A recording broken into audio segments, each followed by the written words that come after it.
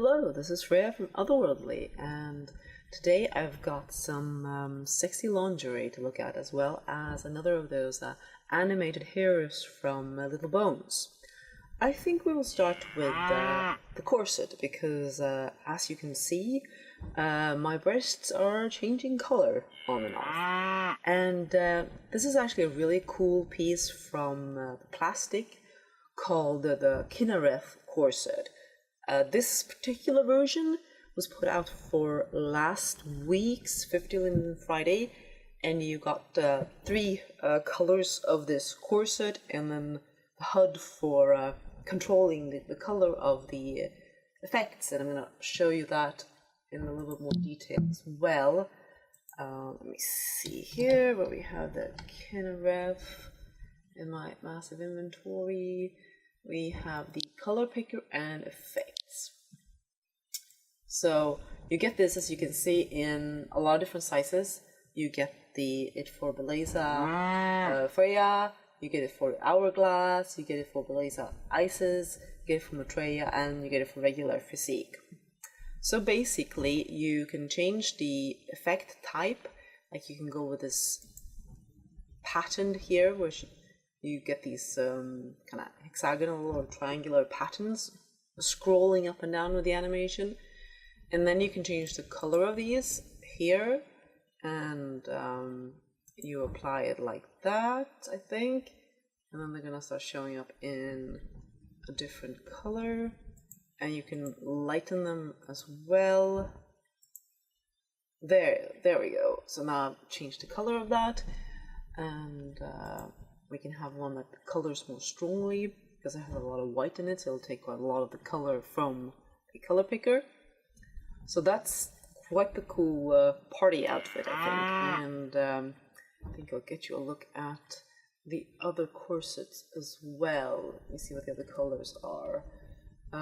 Plastic's names are usually not really indicative of what the color is, as such. They're fantasy names. So you've got this kind of pink or pastel-y pink and light green blue color on top. That's also a really nice one, I think, and you can obviously put different effects on top of that one as well. Here's the last one, which is May, and here you've got a darker pink and a purple. That's really nice too.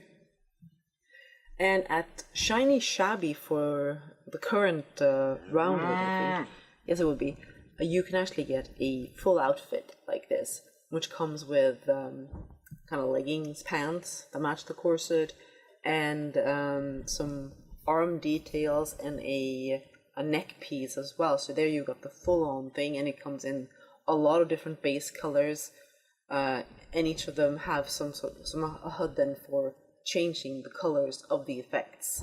So there you could have a really cool glowing outfit for your next party or whatever you might think of. I really like it, and I like the fit of it. I think it's a bit of a curvy fit, I think, but I think it looks really good, and the mesh works really well, so I'm liking that one a lot. I paired it with this very useful basic thong from mesh thong from Solange. I have a lot of corsets and a lot of tops, and I often end up like, oops, I have nothing else to wear with it. And at least for these videos, I think I probably should be wearing something with it. For photos and such, I might not always do. But for these, it's nice to have something to opt for. The stockings, I'm going to give a better look at these as well. These I picked up at Flash as I finished the Pulse Nowhere game. So it's a fairly recent release, the Snap sheer garter stockings. So you get a pack of different colors, and they're all topped by that garter band and with fishnet, basically. Thought that was a great touch. I love my lingerie, and I like picking up different types of stockings and matching them. These are obviously pliers. They come with, I think, Omega pliers. I should check that and make sure. I can never quite remember. I can obviously put that in. Yes, they have Omega pliers and, of course, regular system versions as well. And then what we have is this L hair, which is out today at Uber from Little Bones. And it is another of these animated hairs where you can customize it. You basically get multiple styles in one, which is I think pretty nice for, you know, sometimes a hair might not work with an outfit because it's cutting into the mesh and such. And with this you'll get a few different options. So you can sweep it all to one side like that, or you pull forward like I had it, or maybe you want it all out of the way so you can see the corset properly like that. And here I think I want to give you a look at the back of it because I quite like this hair in the back. It has really nice that it does thin out at the ends. I feel like it looks a lot more realistic, and it's nice and long. I'll definitely find a lot of use for that hair in a lot of those styles that it can be worn. And then you can put over just on that side. I think we have a few more versions that we can do. Okay, we can pull it over like that. We can have it just like that, and tucked away, and then back to this. And then, as with the other hair, you get a few I'm touching my hair animations. They're good for a photo, I think. A little difficult to pull out and use naturally in roleplay or anything, but nice for photos.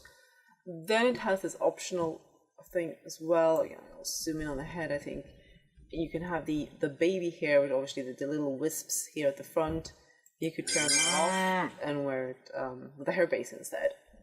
But if you don't have a hair base handy, I think that actually does a pretty convincing job of kind of giving you those little wisps of hair on the sides and such. So that is the L hair, and I have a feeling that I might be falling into getting a few more of these styles eventually.